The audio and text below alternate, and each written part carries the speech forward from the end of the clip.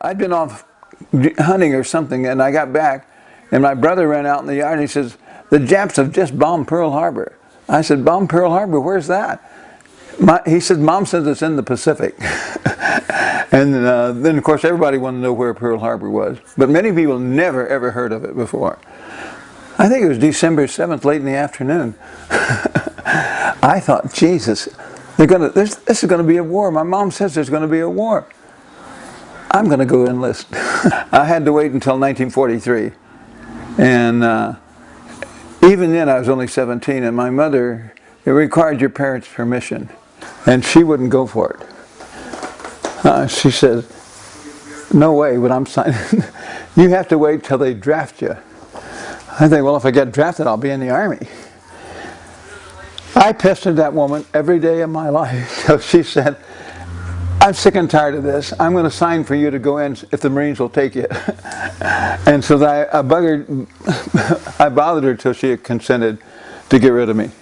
Out of boot camp, I went to the 5th Marine Division in Camp Pendleton. And I was assigned to 1st Battalion, B Company, 1st Battalion, 27th Marines, which was training there at Pendleton, along with all the other people are coming to Pendleton to form the 5th Division. The 4th Division already overseas. When I get there, from San Diego, they took me up there in a truck. Everybody else is out, dropped them all these different places, and they dropped me off. And I don't see anybody there. And I tell the driver of the truck, I said, "Hey, there's nobody here."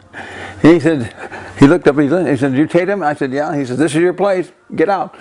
I got out, and here I am, the only guy in the whole barracks. Nobody else there.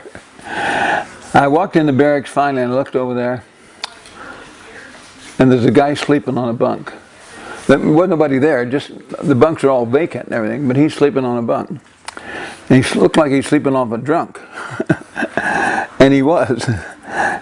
And the next morning, we were up, and a big Marine walked through the door, and he was a sergeant. Even though you didn't have to salute sergeants, but if you're just out of boot camp, you're saluting corporals. So I jumped up, saluted, and he said, no, you don't have to salute me. He says, "I'm Sgt.John Basilone."